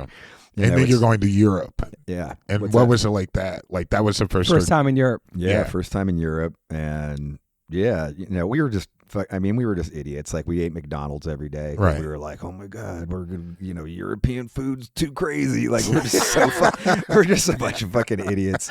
And then I get like totally sick from eating McDonald's every day. Like, I should have just ate like European food.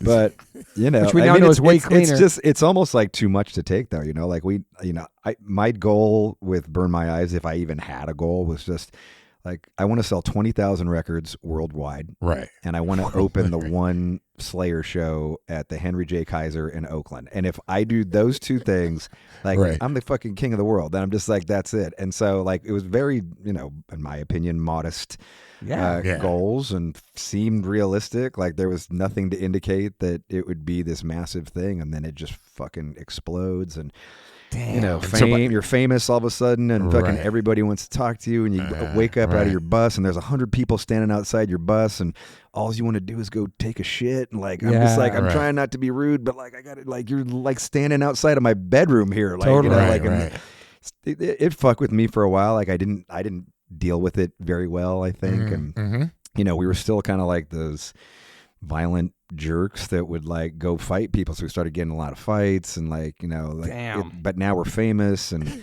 it's like dudes are fights on tour and stuff. And dudes are like, you know, like they're trying to poke a fight with you because they want to like be able to sue you. So then we start getting lawsuits and wow, it's really? like it's like, so then it's like, oh my God, like this is getting like way too real. Like I didn't, you know, like nobody expects this, right? Like you don't, and nobody's like giving you like a rule book, like this is what. Okay. I'm getting taken into like, I'm, you know, and I'm just, I don't have a good hold on my temper. I'm like, I'm really, you know, I'm not, I just am thrust into this thing, and I'm trying to figure it out like in real time, but I'm not. I'm doing a decent job, but I don't feel like I'm doing that good of a job. And the label are pretty happy, and they're like, okay, second album. Everybody's thrilled. Yeah, like, they're like, second album, here we go. Made us gajillions of dollars. Right. You know? And because it's 3 years. The second one's 3 years later. 3 years later. 3 years later, because you're touring so much. We toured for almost 2 years behind that record, and then we go in to write the next record. And you're writing you're writing everything. Yeah, not everything, but like I write the lion's share. Yeah. So is it obviously pressure for the next one because the first one was so big, right? Yes. Yeah. Okay, so you're like, all right. You know, from the label or from you put on yourself? Everybody. So the word sophomore slump must have been said like 1,000 times. Million times, right? And I'm just like, you know, like, and I get it. Like it's true. And, you know, you want to do something different, but you want to kind of emulate the same success or have more. Like, you know, like you start hearing that kind of shit. And, you know, it isn't just writing for yourself. Like Burn My Eyes was writing. It was the music that I wanted to hear but wasn't hearing at the time. You know what I mean? Sure. Like that's just all it was. And you know, you start kind of like, am I writing for me? Am I writing for fans? Like who am I? Like you don't even know who you're writing for. Like, and I'm so, you know, I do feel like it's a very strong record. You know, it's a very claustrophobic. You know, I did kind of lean more into like the hardcore. I was really listening to like Snapcase and Earth Crisis, and I was really like getting into like Discharge kind of style bands. Awesome. But I was freaking out on Gomorrah Season Ends. That's like, great. I was just like that and Snapcase. Snapcase. Were they in Victory then? Yeah. And I can't. I'm brain farting on the name of the one record, but it was whatever that kind of mid '90s record was. Something Through Learning, is that the one? Yes. Progression Through Unlearning. Yes. And so I'm freaking out on that kind of shit, and I'm kind of stripping Machine Head down to be more like 2-note riffs and 4-note riffs. That's cool, man. And that's what that kind of record is to me. Like it's kind of like, you know, I wouldn't say like, again, we're a metal band, but it was probably the most hardcore we went. And then after that, we kind of just like, you know, I go through this my guitar player quits, and he gets just unbelievably strung out on drugs, and we're super good friends now, and like we've talked about all this like a million times, so I'm fine with talking about this, but he gets like way like out of hand, like 18 Valium a day, half a gram of coke a day, like fucking bottle of wine, smoking weed from morning till night, and he's just like, I've told this story a couple of times, but it's just a funny story. He's like, I've got 33 eyeballs tattooed on me, and I can see out of every one. It's just like, whoa, bro. He's like, there's cats outside on my fence. They've got fiber optic eyes, and they're broadcasting every move back to the CIA. I'm like, bro, why? To watch you pop Valium, So we have this big falling out, and it kind of like opens up like, it's sad and it sucks, and he's like reading the Kabbalah and everything. Like if you talk to him, he's like kind of quoting numerology back at you, like you just said 17 words, and 17 in the numerology means like you're just like you can't even talk to him. He's like, you're the devil with the king's card. Anyway, so I was like, bro, okay. And so he quits, and like as he quits, like it really just kind of sets me off on a dark path. Like I've gotten pretty self-destructive around this time, and do you feel like he abandoned you or something? Just left you? I do. Like I kind of like the adoption. Like I started that kind of the abandonment issues come up, and I'm doing. I have like body image issues at this time. Like I've always been overweight. Prior to now, wow. My weight fluctuates really heavily during this time period. Like when I get off tour, I'll gain like 40 pounds, and then I'll go on tour and lose the weight. But I'm like, so I become bulimic. Wow. And I'm like throwing up like after I eat, and I'm doing this like pretty much every meal for like about 6 months. And, this is all going on, and he's quitting, and it all kind of comes to a head. And I'm like, I don't like who I am. Like, I don't like this person. I look at myself in the fucking mirror, and I'm like, I just want to fucking punch the mirror, and I don't know who I am anymore. And I'm like, I'm famous, and I don't know how to deal with it. I've sold 1 million records, but I'm just like kind of fucking lost. And, so my Ginevra, my wife, she's almost my wife at that point, and she's just like, you need to go to therapy. Like, go to therapy. Like, she went to therapy, and she had gone to it and had a great experience. Yeah. And so I start going to therapy, and they call it, what do they call it? Peeling the onion, right? Like you're kind of peeling these layers back, and you're getting to the, fucking the scars and the scabs, and you're ripping open your scars, totally, and fucking scraping out the maggots and trying to sew it back up, and I go through it, and it's a really good experience. Like it's a really, like I wanted to change. Like I couldn't be the guy who fought anymore. Like I couldn't, like I didn't want to be that. Like I never wanted to be that. Like I just, it became who I was, like for no reason.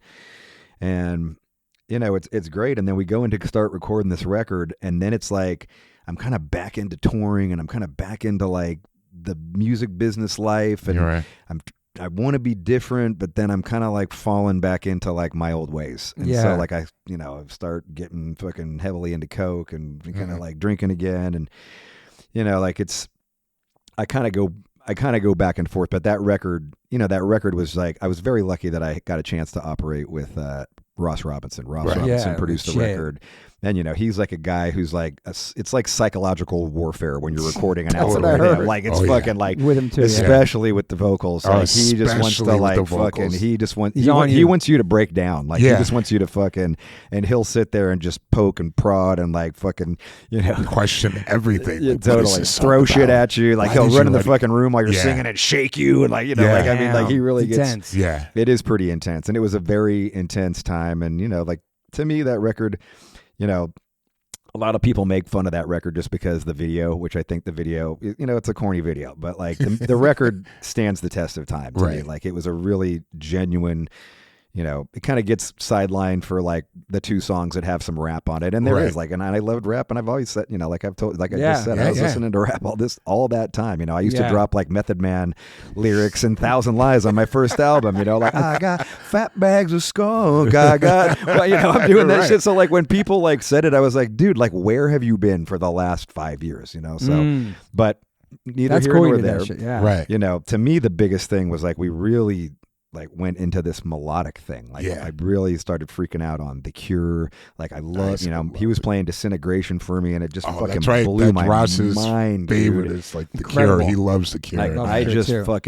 I just flip out on Disintegration, like during the writing and recording of this record. And, you know, like, so to me, when I listen to that record, I hear all of like the Robert Smith guitar tones and like that kind of like very melodic, you know, I was even like, you know, you're trying to do that kind of, you know, that cracking voice thing, you know, like it was a lot of melodic, it's a really melodic record, and it's a very painful record, like a lot of like pain on that record. Like I can't really listen to it now. Like it's just, I don't want to like it.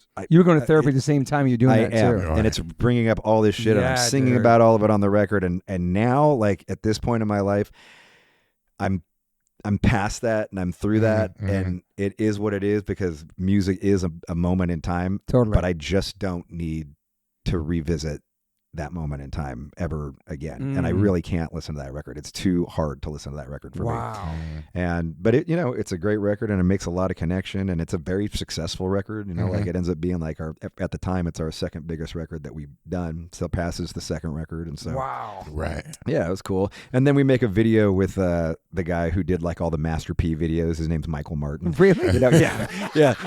Like that's the label. The label's like, and it's actually pretty sick. We actually shoot it at the Brooklyn Bridge. We shoot it like on the side of the Brooklyn Bridge, and then we got permission to go inside the like the on-ramp to the Brooklyn Bridge, and so we shoot it like inside the Brooklyn Bridge. And like, you was know, that inspired by the Biohazard video? Kinda. I mean, actually, I actually forgot. I mean, it was just happened to be in New York, and then he was like, I can get like access to the Brooklyn Bridge, and I was like, oh, sick, that would be cool because of the Biohazard video, right? And which you're in, aren't you, in the video? I'm in one of them. Yeah. I'm in Shades of Grey. Yeah. Oh, okay. Shades sick. of Grey.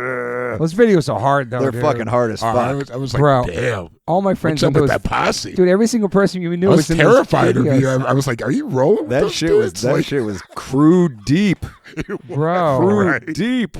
Dude, Jorge Marauder, I know, right? Yo. Roger, Yeah. Stickman, Ezek's from in there, right? Fury Yeah. 5, Ezek, Freddie, Yeah. Bulldoze, dude, every single person fucking... Everyone. Okay, go. Yeah. So you shoot the video. So we shoot a video, but you know the video is like, it's just kind of a corner, and that's what, you know, I'm basically a meme now because of that video. Oh, really? Yeah. But I'm like, Fucking whatever. internet, I don't I love fucking it. care. Like you know, like go at it, have fun, internet. You know, like just do it. You know, I do it, and it's. But to me, like that record is just something else, and the songs are something else. Right. You know. We didn't want to use that guy, but like you know, at the time the label really did. You know, this is like kind of the era when like, dude, bands are selling like Diamond, like 10 million records. It's insane. Like bands come out of nowhere, fucking 3 million, 5 million, 7 million records. And so like, you know, every label like wants their band to do that. Yeah. You know, and like, you know, at this point we've sold 1 million records. You know, we're hoping to sell like another, if we can get another million at it, great. And, you know, but even then they're just like 2 million records. That's it. And we're just like, look, you know, like motherfuckers would kill for 2 million records right now. But back then it was like, whatever. Anyway. Damn. So where do you go? Like, so you're like, all right, we're here, 4th album. Yep. 4th album. You're just like, okay. Supercharger. I just want to say, I hate to do this. I know. I'm totally happy to do a part 2. No, we're with you doing guys, a part. We're but doing a part 2. I do gotta get. I'm gonna miss my plane. Dude, this is going I so got good. like We got to do a part 15 more 2. minutes. I can do 50 more minutes. Yeah, and then we'll do a part 2. We have to have you back because I knew we were gonna love hanging out with you, and this is fucking awesome. Dude. I know. But we get real thorough. I'm sorry. Thank you, man. But now we're connected by Coldplay for life, bro. Yes, for life. For fucking life, Toby. Okay, we're going to Supercharger now. Supercharger. I'm telling you, like, I'm gonna take you up on that. 100%. We gotta go. 100%. And we're both gonna cry and sing every fucking Can't word. 'Cause wait, I dude. fucking love that band. Okay, bet. I'm psyched. Yeah. And dude, have you seen total sidebar?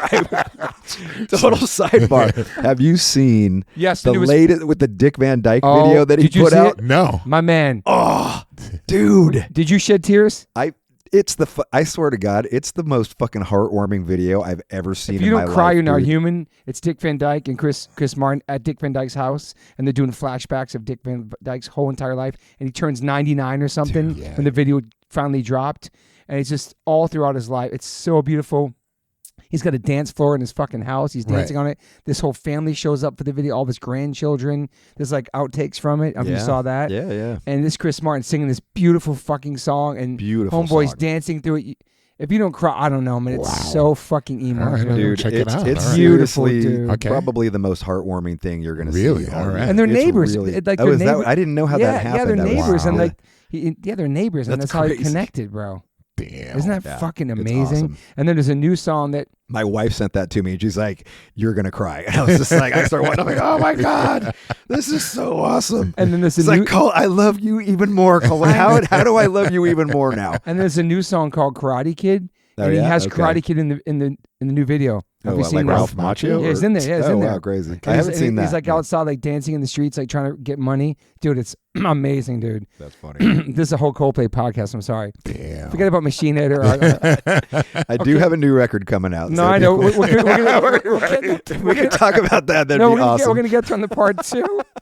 We talked about your home invasion. Is that even true? Oh my god, that's true. Yeah. Wow. Yeah. There's You took your Dimebag Daryl. Yeah. What? And that's your homie too. Yeah. Totally. 2010. Yeah, we could get Gunpoint. We could do so a whole much. podcast on just Dimebag. But you really got. We got to go back to this. Holy Oh shit! my I have God. so many notes on this fool. Okay, I'm gonna call you a fool, my friend. No, But you held him at gunpoint. Home invasion, 2010. Yeah. Just a random act. I mean, they definitely. I was followed. Like I was followed for sure. Like I went to go pick up my kids at school, and it happened in the daytime. So somebody knew who you were. You think? Somebody knew that I was gone because they got a ton of shit. They got like 5 guitars. They took my son's guitar. I was like, dude, who the fuck takes a kid's guitar? You fucking dirtbag. But no, they got that. They got like $30,000 worth of jewelry and laptops and camera shit and cash. And like I'm one of those retards that keeps like cash in my house because I'm like, if the fucking zombie apocalypse comes, like I need some cash. Pay those zombies That's what I was off. thinking at the time. I don't do it anymore, but for whatever reason at the time, and they got a lot, and they took the guitar that I wrote and recorded "Burn My Eyes" with, which I still haven't gotten back, and then they took a guitar that Dimebag had gifted me on the Pantera tour. We did 2 tours with Pantera back in '97, and he had gifted me on stage. And it was tough. I did end up getting almost like 7 or 8 years later. I ended up getting that guitar back, the Dimebag. Really? How? There's a whole group of people that go like storage hunting, right? So like a lot of times it's storage is like someone will die or someone like will TV show Storage Wars. Yeah, like Storage Wars. Okay, yeah, okay. exactly. And then they're like, that we don't know what to do with this stuff, so they just put it up for auction, and people they bid on the things, and like there's tires and there's some other stuff. Anyway, I guess this apparently the story goes that the guitar was buried way behind like a bunch of tires. And so they didn't even know the guitar was in there. So they bid on the storage, they get it, and then they find it, and they're like, oh shit, this is like a fucking, obviously like a pretty badass guitar. Right. This is Holy in somewhere, shit. this is in like out where Coachella is, like Palm Desert area. And so they start reaching out to people, and eventually, they reach out to the Dunlop people, and then I'm with Dunlop, so Dunlop guys reach out to me. That's insane. And they say, and for a while there, I was getting every week I would get somebody like, we found your guitar, like fucking, and they'd send me the pictures, and I'm like, no, I had changed a few things on the guitar, so I knew I could tell if it was mine or not. And at some point you just give up. Like you're just like, I can't think about this, I don't want to think about getting it. I actually went to there was a cop who lived down the street from me, and he was like a big Machine Head fan. And he brought me in, and they had just busted a guitar theft ring. What? 1,500 guitars, 6 dudes, all busted. They had stolen 1,500 guitars from around the California area. And I was like, fuck these motherfuckers. Like, I hope they, but I looked through all 1,500 guitars, and my guitar wasn't there. And at some point you just give up. Right. What? Oh, no, that's crazy. That's fucking nuts. Yeah. Holy shit. So, Damn. so years go by, I give it up. My kids are so freaked out. Like we're trying to just, my kids were pretty young. We came home to the house being like broken into, and they had stopped taking off the TV. They had actually gone into my garage, got my toolbox out, were stealing my TV off of my, the mount or whatever. And then they stop at one point, and that's how I knew that someone had followed me and said, heads up, he's coming back. Because why would you stop? Like you went into my garage and got my fucking toolbox out, leave it in the living room, and so that's fucking crazy. No cameras, obviously. My dog had just died. I had a pit bull that passed away like 6 months before this, and so like just whatever, random happenstance, and we ended up. But then I ended up I ended up getting the Dimebag guitar back like all these years later, and it Was it in good condition? It was in perfect condition. Like it was crazy. Insane. Fuck, It where was to travel really to? crazy. Yeah. So Wow. that was that was a rad thing to Right. just come back into my life. You know what I mean? Yeah, but nobody got caught. It's fucking. Nobody got caught. No. And did you try to figure it out? Were you obsessing on it for a long time? Like, I obsessed. Like, have you ever had your house broken into? No. Yeah. No. And my kids were 3 and 6 and 3 at the time, and it was horrifying for them. I Yeah, can imagine. sure. Like Yeah. to walk. The 3 of us. I picked them up from school. We walk into the house. It's everything's in fucking disarray. They know that I'm freaking out. Like and maybe they don't know why I'm freaking out, but they can see that I'm visibly Right. angry and freaked out and scared. And I'm like, oh my god, they might still be in here. Yeah. And so it's incredibly traumatic for them. And so night after night, they're like, Dad, the robbers aren't going to come and kill me, right? And I'm like, no, they're not. I'm not going to let that happen ever. Like, but they're having dreams. Like, they don't even know what a robber is, right? Like, they're dreaming that like robbers are coming in through the fucking windows and they're waking up like screaming. And it's so fucking traumatic for months and months. Every fucking night, they're like really freaked out about it. And I just, at some point, like, I just had to like, am I going to get it back? It doesn't matter if I get it back. Like, none of this fucking matters. Right, Like, right. I just need to get my kids, like, I got to get them out of this headspace. Like, I can't do this. Yeah. And so we stopped talking about it. And we just try and move on. And eventually we do move on. But, for that short period of time, that 3 months or whatever, like, it was just. You think they remember it now? They remember that it happened. Yeah, they don't remember yeah. really much about it, but they remember that it happened. Yeah, I would feel so raged, so violated, Yeah, so like I'd be completely. fucking losing it, dude. Yeah. It's so violated, dude. Like, you know what I mean? Like Yeah. it's just like not knowing, or does this person know me personally, or what the Right. fuck, and just like Yeah. and Back- just I fuck believe in you- karma and, too, though, Fuck man. you for putting my kids through this. Yeah. that's fucking nuts, dude. You think we should end right here and then start Yeah, back up with him? I think so. I think so too, because Yeah. he's gonna fly, and we still take photos with him too. Yeah. Yep. But Okay. this is fucking epic, dude. I really appreciate you being here, and appreciate your time. And we're gonna get on to your new record, which I know is fucking. It's always talk about, but it's number one at Liquid Metal Sirius right now. Sirius XM, I saw it's number one on there right now. Yeah. It's awesome, Yeah, dude. it's killing it, man. It's really amazing. Super stoked. They have so many notes on you, bro. But thanks for having me on the podcast. No, man. dude, This no. was really killer. Yeah. No, this is so fucking fun. Will you be able to come back? Your record comes out April 25th. Yeah. So I'll drop this before your record I comes do out. have to come back another time to do a couple more of these. Let's do it. Yeah. Yeah. So I'll make a point. 'Cause- I'll tell Kristen to And I'll get your number. And Yeah. I'll drop this the Monday the record comes out. Your record comes out on a Friday, right? Yep. Yeah, I'll Sick. put that Monday for you. But we can have you back on. We'll talk more because this is so awesome. We have such a good flow, man. I appreciate you, man. Right on, man. Thank Coldplay Brothers Yeah, for man, life, it's great dude. to see you. you. Fuck man. yeah. For life. I feel bad when you get to the new record, yeah, but I still have notes on the new record. I couldn't believe it. I was like, there's actually another dude out there who likes Coldplay in the fucking metal hardcore scene because everybody hates. Everybody hates. I'm like, come on. Is it like just cool to hate? It's just, I guess Yeah, that's I part don't of know. it. There's even like a It's meme where it's like a That's not guy. cool at There's all. even like a meme with a guy and he's on the ground and a girl's on top and said, "This is how Coldplay fans have sex," and the guy's like as the boy. missionary. Yeah. Like just such mean I shit was out like, there. what's the matter with that? I can jam on that position. Right. I can jam on that position all day. That's some good I hope shit. I hope Chris Martin. Yeah. I hope Chris Martin knows like how much he's loved by just I don't know all kinds of people, all Yeah. kinds of musicians, people we never expect. I'm sure. Do you know what I mean? I'm sure he feels the love. Yeah, Here's a for real sure. question, Rob. Would you ever get a Coldplay tattoo? Ooh. I could get you know what? I haven't gotten it. I've been thinking about it. Just like a You know what? parachute? I could totally get a Coldplay tattoo. Fuck yeah. In a Hell heartbeat. yeah. Oh my god. Kind of yes. hard, Yeah. dude.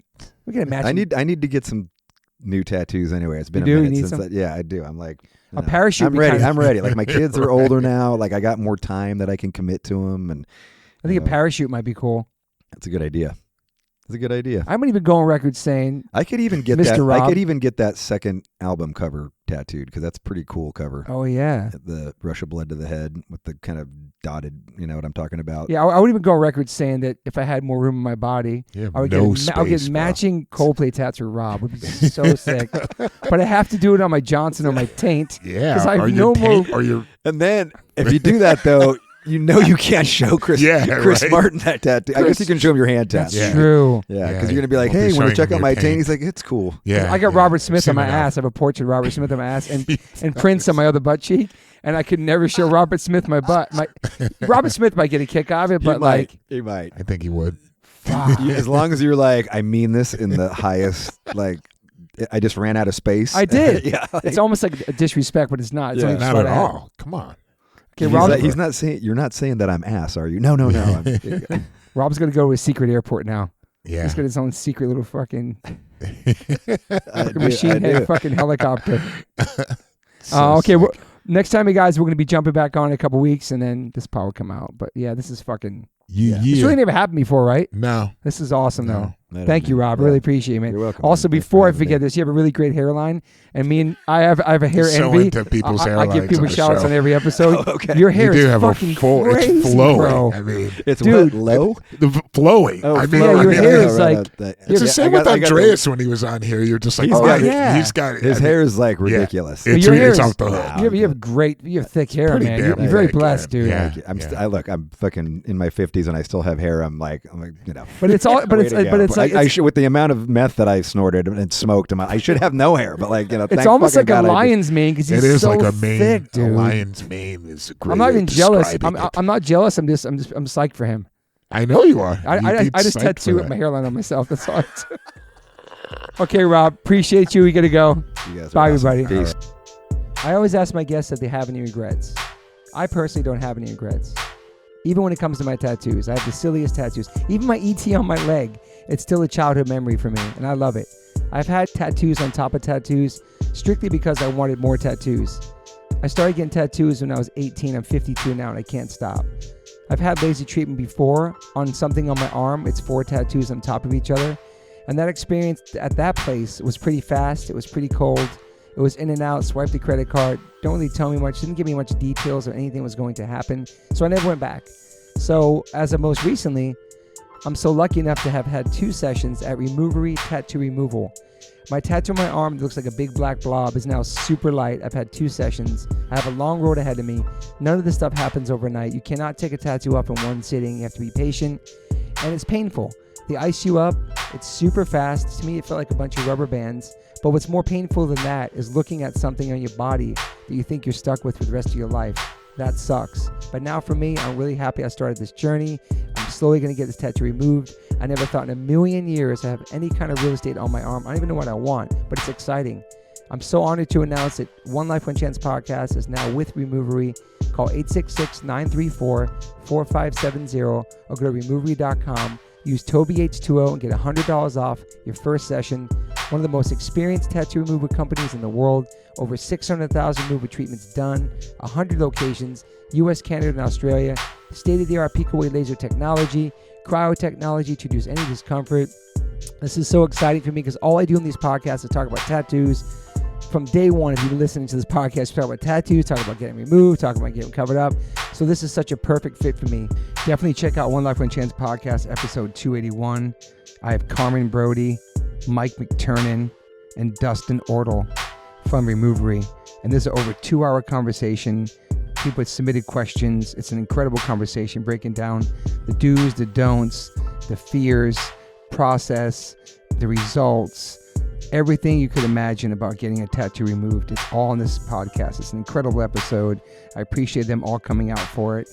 So check that out if you want to learn more about Removery and what it's like to get a tattoo removed. Once again, go to removery.com or call 866-934-4570. Use my code TobyH20 and get $100 off. These guys are located everywhere. Try it out.